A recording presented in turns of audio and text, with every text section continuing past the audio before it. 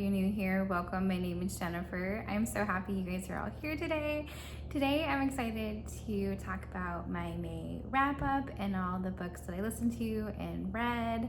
And so let's first start off with my reading summary. So I ended up reading 6 books, 3 on audio and 2 physically and 1 ebook. And so my average rating was not great this month. It ended up being a 3.58, which is so low for me. I ended up pushing through and reading some books that I should have DNF'd, but I wanted to know what happened. I wanted to know the ending. So this was very disappointing for me. I did overall read 2,531 pages. And so I did read quite a bit this month, which is great. But yeah, I just did not have some favorites.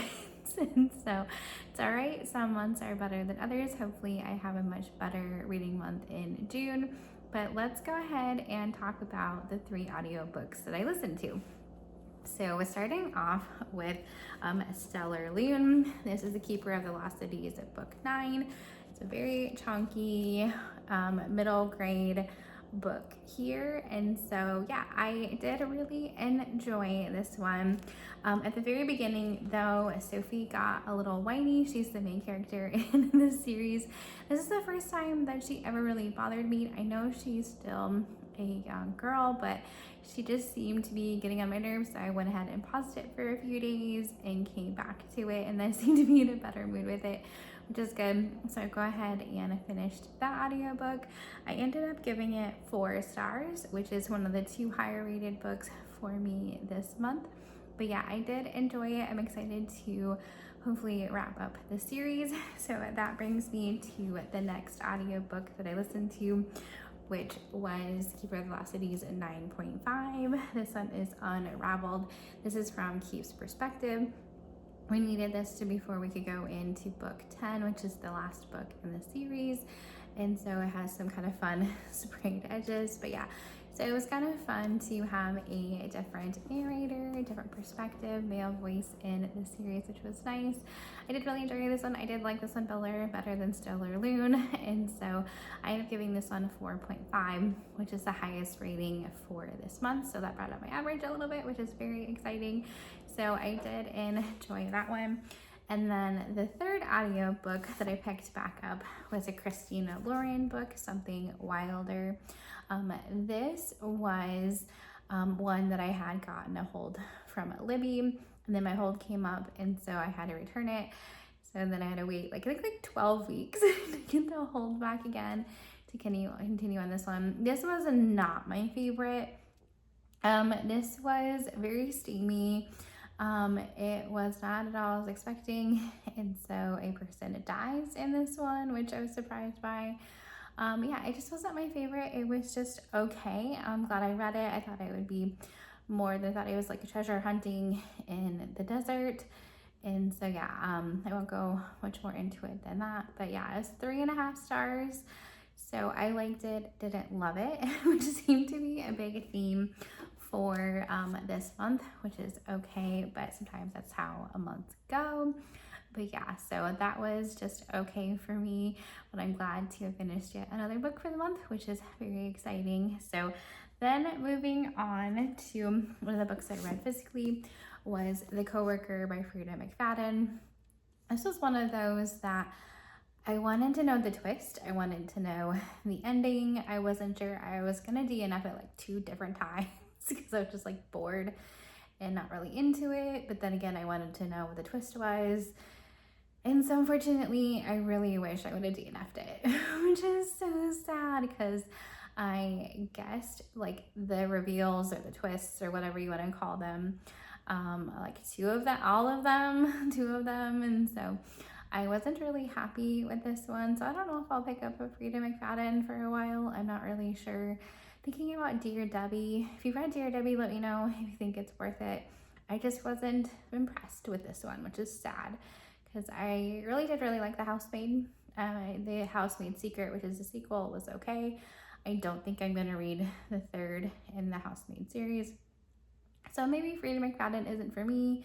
I don't know, let me know if you've read any of her books, so let me know if I should read any more. But yeah, again, this one was just okay. I ended up giving this one just 3 stars. Very average, very okay, which is so the theme of this month, which is kind of disappointing for sure. So moving on to the second book that I read, Physically, The Home for Wayward Girls. This one was Marcia Bradley. This one was on the shorter side, but still it took me a while to get through it. Again, I wanted to know what the big reveal was, what really went down when the main character left her home when she turned 18. Like, what was the big mystery? What really went down? So I had to keep reading because I wanted to know what happened. Well, I should have DNF'd it, like I thought, because it wasn't all that great, which is so sad. And this could have been really good. It was just like, oh, that's what happened? Well, okay, like I suppose that, yeah. So dang it, this was just another kind of okay read for me. Again, gave this one 3 stars, just fine, good, not great. It is about a girl that lives with her parents at this home for wayward girls, and so they take on teenage girls that are misbehaving, and the parents do harsh things to them, punishments, just abuse, all kinds of awful things. And so and then her being the daughter of the family and her own abuse that she dealt with, and how does she like help these girls that are staying with her family. And so yeah, it was, the premise just sounds so good, but it was definitely a miss for me, which is so disappointing. I originally thought about giving it 2 stars, but in the end gave it 3. So yeah, it was just okay. So that seems again to be the theme for this month. Moving on to the ebook that I read, the third book that I read was the Book of Doors. And so I was really excited for this one. I thought I was really going to enjoy it. Again, took me a while to read it, keep going back to it, keep putting it down. And again, it was just okay. I ended up giving it 3.5 stars. I can see how some people would really like this one, the premise, an impossible love story, romance, but how the Book of Books came about, the Book of Doors and the other books came about was an interesting premise, but really wasn't that intriguing to me. I don't know, I just didn't get the hype, which is sad. I just thought it was, again, good, not great. It was just okay. So basically the synopsis of there's a set of books that can do different magical properties, and one of them is the Book of Doors, which allows you to open a door and then take you to another location. Like you go through the door and whatever you're imagining or thinking it would take you through that doorway. And there's some other mystery things to it. I won't spoil it, but then what does that mean? Who gets to own these books? That kind of thing. Where did they come from? So all those mysteries were answered, but again, just good, not great. So I don't know. Hopefully I pick some better books in June. That's, I guess, all I can say. So keeping up with my nonfiction and what I've read in the month of May, as you see, I did not get very far. I really fell off the wagon of reading nonfiction every day. This one is Do Over by Jon Acuff. And so I am only, I'm only 53 pages in. And so yeah, clearly only read maybe 5 days worth. Yeah, so I need to get back on to reading nonfiction every day. And so I will continue this book in June as my nonfiction read. We'll see how that goes. So yeah, when I update you on the nonfiction, I did not finish it, so I will carry that one over into the month of May. I do have my June TBR video up if you haven't watched it yet. Definitely let me know what you're reading for the month of June. Let me know how the month of May went. Did you get any books read? Did you read 1? Did you read 8? Did you read 20? All is totally perfectly acceptable. Let me know what was your favorite read from the month of May. Mine was listening to Unraveled by Keeper of Lost Cities, book 9.5.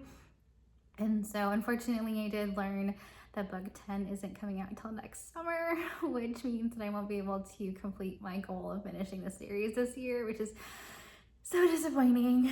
So now I have to wait a whole other year before I get to finish the series, which is good and bad. I'm kind of ready to finish it, but then again, moving it along is, and hopefully it's the best it can be, is the whole goal of the author. So hopefully it turns out to be a great wrap up of the series. A long time coming for many people. I've only been into it, like, this is my second year of reading the series, and so I can only imagine those have been for since the beginning. So hopefully that ends up being a great wrap up to the series. All right, let's take a look at the book haul, the books that I got in the month of May. I'm so excited to share with you these 4 awesome books that I have purchased. One was a pre-order from Barnes & Noble, which I'm very excited about and hope to get to very soon. So let's start with that one. Let's start with the pre-order that I got. Can you guess which book came out in May that continues the series? Yep, it is Dungeon Crawler Carl, Book 8, A Parade of Horribles. And you can just see all of these awesome colors, purples, yellows, and red. Look at those hands on the side of that one. And the 8 skulls to justify the 8th book. Yeah, so this is yet another chunky read, so hopefully I get to this one. But I am excited to listen to each of the books on audio first, and so I want to go back and make sure I have freshened up and listened to everything, because so much happens in every single book. And it's been a minute since I've read the first one, but I'm also very excited to jump back into this series. So hopefully we get to this one soon and get to put this one on my shelf with the rest. It's gonna definitely almost fill a full bookshelf with this series by itself. So yeah, let's go ahead and get that one on the shelves. And then moving on to 3 books that I picked up because I was very interested in them. One of them is a book club book with Books and Lala and a part of the community. And so the Literally Dead Book Club. And that one is The Ending Writes Itself. And so by Evelyn Clark. I'm excited to give this one a good read, hopefully very soon, so then I can watch the replay of the discussion. And so yeah, I'm excited to get to this one. And it is it's kind of like a psychological thriller. So 6 authors, 1 private island, 72 hours to write the ending that will change their lives. So yeah, it looks like a locked door mystery. And so yeah, it sounds like a murder happens. You can see kind of like the dripping blood on that one. And so yeah, I'm excited to give this one a really good read. I don't know what exactly makes it a Barnes & Noble exclusive, so I'm excited to find that out as well. And so yeah, I was part of the book shopping. My mom and I went to Barnes & Noble and I got these 3 books. And the other one that I was very interested in is The Other Side of Now. This one is by Paige Harbison. I like this one where it's like alternative lives. It says 2 lives, 1 chance to get it right. And it is with a leading role in a hit TV show and the relationship with Hollywood's latest heartthrob, Meg Bryan appears to have everything she wanted. But underneath, her happiness is as fake as her stage name, Lana Lord. Following a tiny nervous breakdown at her 30th birthday party, she books an impromptu trip to Ireland, specifically to the village to where she and her late best friend, Amy, always dreamed of moving. When Meg arrives, the people in town don't just recognize her, they seem to know her. She quickly, reluctantly realizes she has somehow slipped into an alternate reality. One where she moves to Ireland as a teenager, one where she never got famous, and most shocking of all, one where Amy was alive and well. She just wants nothing to do with Meg. Despite her bewilderment, Meg is clear-eyed about one thing. This is a once in 2 lifetimes chance to reconnect with her friend and repair what she broke, or else risk losing Amy all over again. So yeah, I just think it's kind of a fun alternative universe book, and just kind of hopefully a good, compelling read and connected to the characters. So yeah, I'm excited to give this one a try, and it's just a gorgeous cover and those beautiful pages. Yeah, I'm excited to give this one a try. This one sounds very summery as well, so good time to reading that one. as well. And then the third book that I picked up from the the book shopping trip was this book, Made Me Think of You by Libby Page. It's just so cute. It's just so cute. And then on the back, it's like a little gift tags with different quotes from different authors. Yeah, so it just seems so sweet and compelling. It says 12 books, 12 months, one chance to heal her heart. When Tilly Nightingale receives a call telling her there's a birthday gift from her husband waiting for her at a local bookshop, it couldn't become as more of a shock, partly because she can't remember the last time she read a book for pleasure, but mainly because Joe died 6 months ago. Aww. So yeah, so I will stop there, but it just sounds so sweet and engaging, and yeah, a very bookish book, so I'm excited to give this one a read for sure. So those are the 4 books that I have for the book haul. Hopefully you're enjoying this wrap up and seeing everything that I got up to in May, including book shopping and all the books that I got read, didn't decide to read, and everything in between. Hopefully you enjoyed this video. If you did, please give it a thumbs up and comment below. Let's do, should we do a bow emoji for gifts and presents and things like that? I think let's do some kind of bow. If you want to share a comment to spread this word to the community, I love to hear it. Have a great rest of your day. Thanks for watching. Bye.